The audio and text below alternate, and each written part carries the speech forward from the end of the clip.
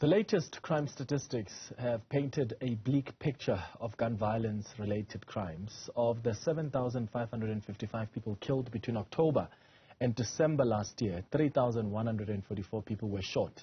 In the past few months, the country has experienced a number of deadly mass shootings in the KwaZulu-Natal area, in Eastern Cape, and even in the Western Cape, as well as the recent shock shooting of AKA and Tips. Let's speak to Lungelo Zulu now, who's a KZN CPF board member. Lungelo, thank you for joining us this afternoon.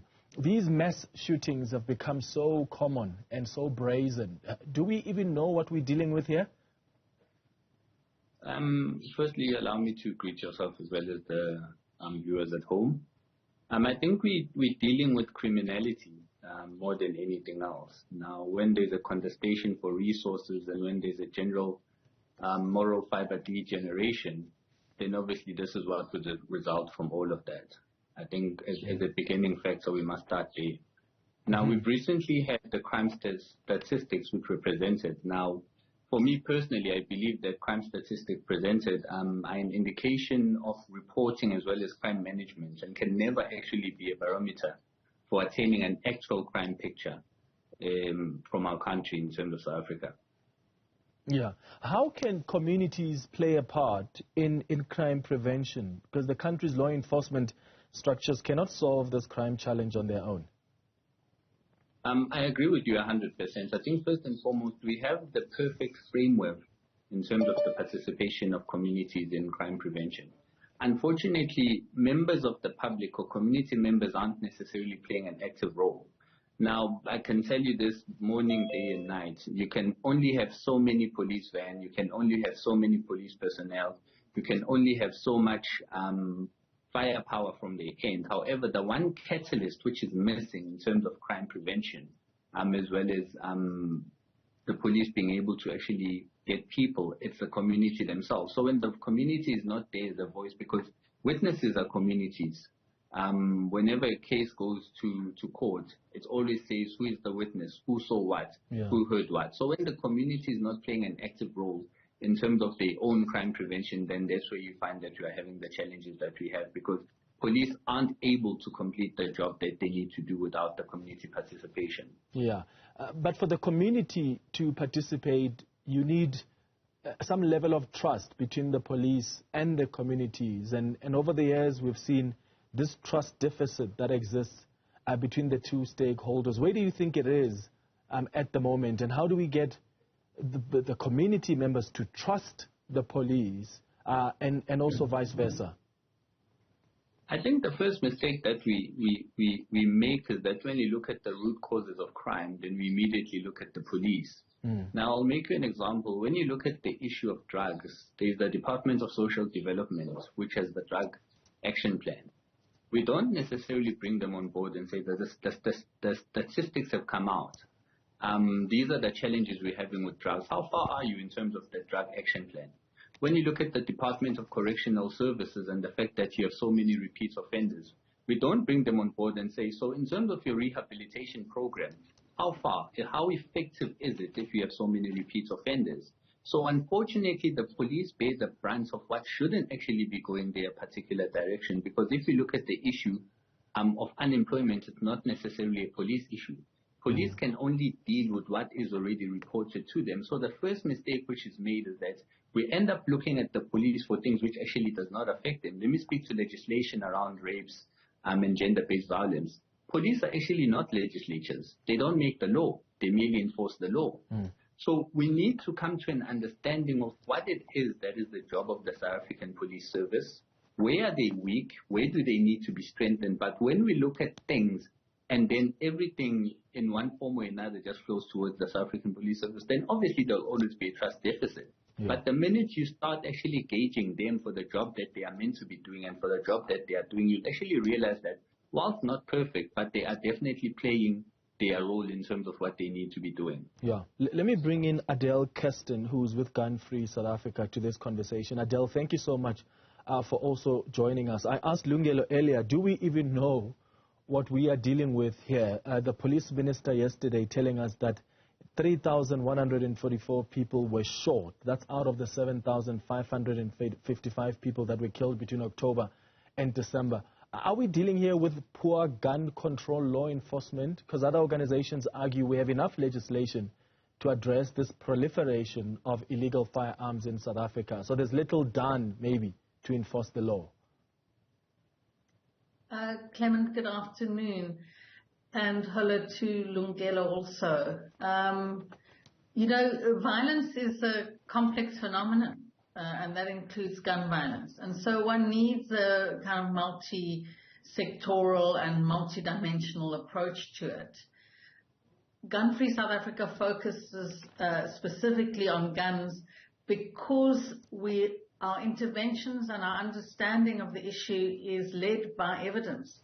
And the evidence across the world shows that when you reduce gun availability, you reduce gun deaths. And we've done that in this country before. So the latest, the quarterly crime stats are bringing us back to our late 1990s death rate. In 1998, we had 34 people shot and killed every single day. That's where we are right now. And we introduced strong gun laws, but the strong gun laws were combined with dedicated specialist police teams.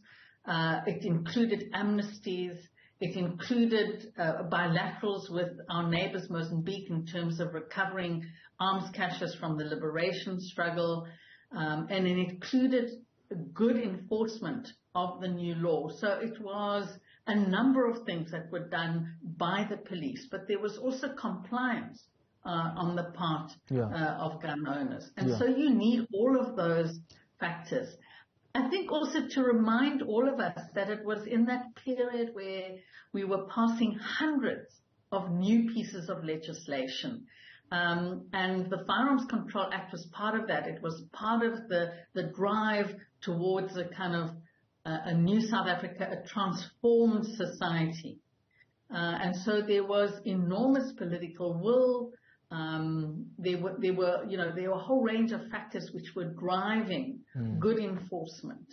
Yeah. And then we see round about 2011, 2012, that certainly, in terms of our monitoring, we pick up some of the first examples of corruption and fraud in the firearms licensing regime. Yeah. But I think the other kind of bigger societal issues, we know that there are drivers at the individual level, at the community level, at the societal level. And so issues of poverty, inequality, that's the context in which our violence happens. And we know that they're some of the biggest drivers of violence. Yeah, certainly. However, the presence of a weapon alters fundamentally the outcome of that violence. Guns are just much more lethal. And so therefore, to focus in on that particular weapon, which in fact has been the leading cause of murder in this country for at least the last 4 or 5 years, that has shown to have results. And that's why we continue to focus on that. And yes, strong enforcement of the existing law would make a big difference. But that law is now 20 years old.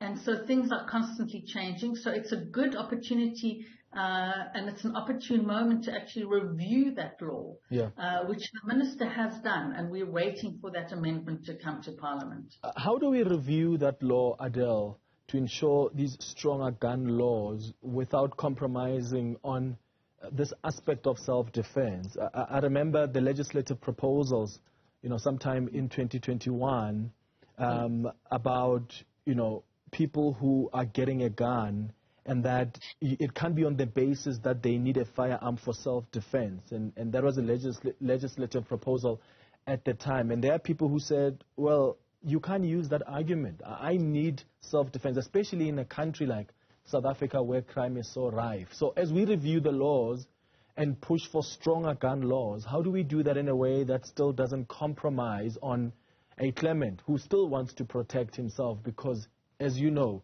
there are failures in our security apparatus, and we live in a country where crime is so rife. Yeah. So, Clement, the first starting point is you need to look at what is the problem? What guns are the problem? And the guns that are most often used in crimes are handguns. They are also the guns that are the weapon of choice for people who want them for self-defense. And we know that 24 guns are lost and stolen from civilians every single day. So that's where you have to focus. What are the guns that are causing most of the gun deaths in this country? They are handguns. Yes, assault rifles do that, and in the public our mind goes there because those are the things that make news. But you have to drill down into the data to tell you where the problem is. The other problem over the last 20 years is a weak control by the state of its own stockpiles and weapons it's recovered.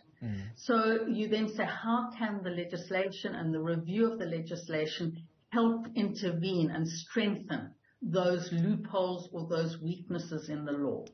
Yeah. And that's where then, when the amendment came out, and it's the same amendment, it hasn't been altered as far as we're aware.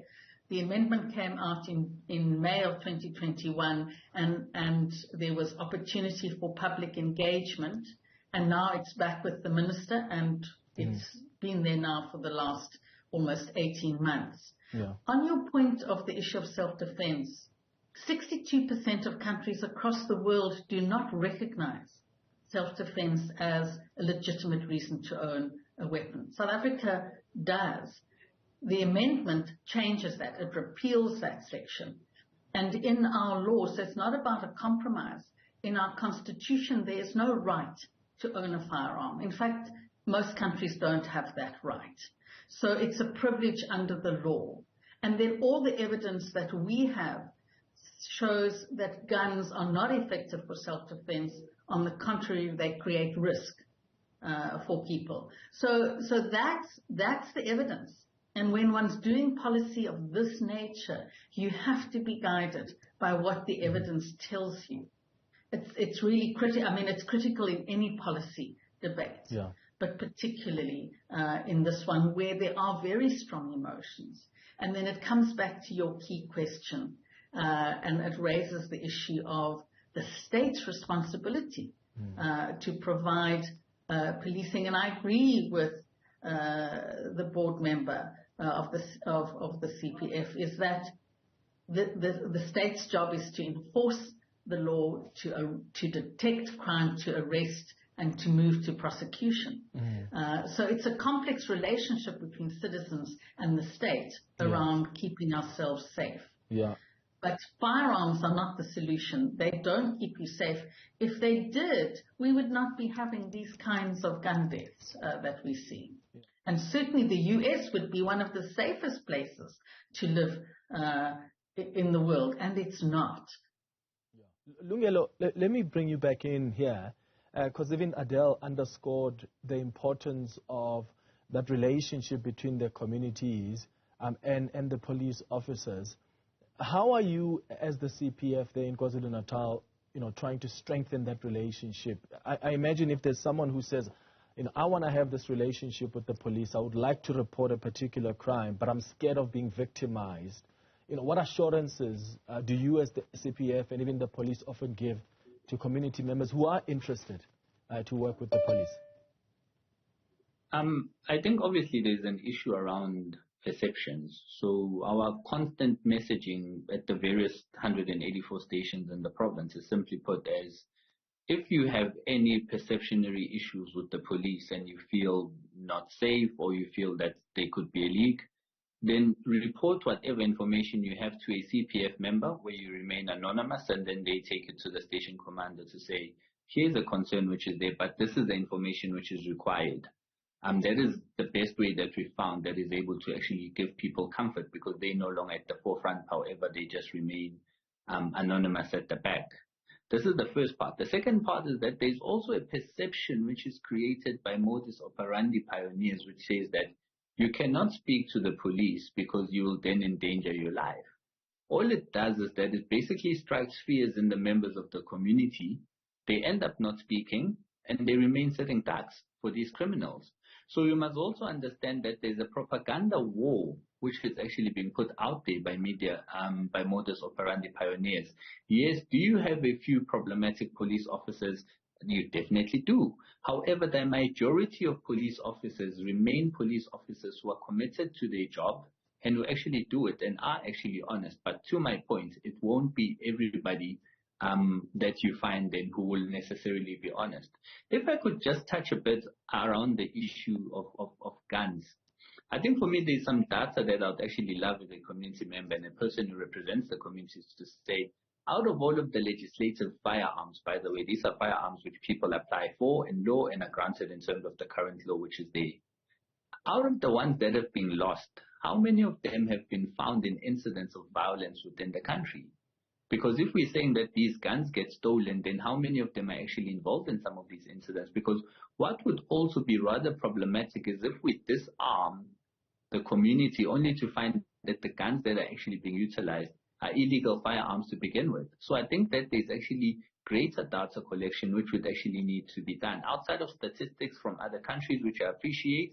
However, where I will definitely agree with the other presenter here is a case of, I'll make an example in terms of the legislation.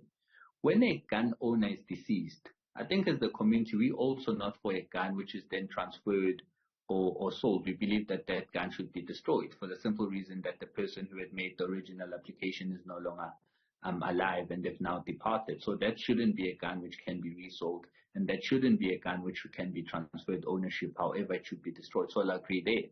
However, if a citizen has a concern, then we have to make it easier for them to be able to have a gun which is registered, which you can always follow up on, than having citizens actually taking an illegal route of searching for guns, or just taking a business route of saying, okay, then we'll just do it another way and actually not go for a self-defense gun. Then they're looking for sporting or for business use. But either or, there will always be another way. So let's make it easier to work with communities, and let's just ensure proactiveness in terms of preventing crime. Well, Lungelo Zulu and Adele Kirsten, thank you for joining us for this important conversation.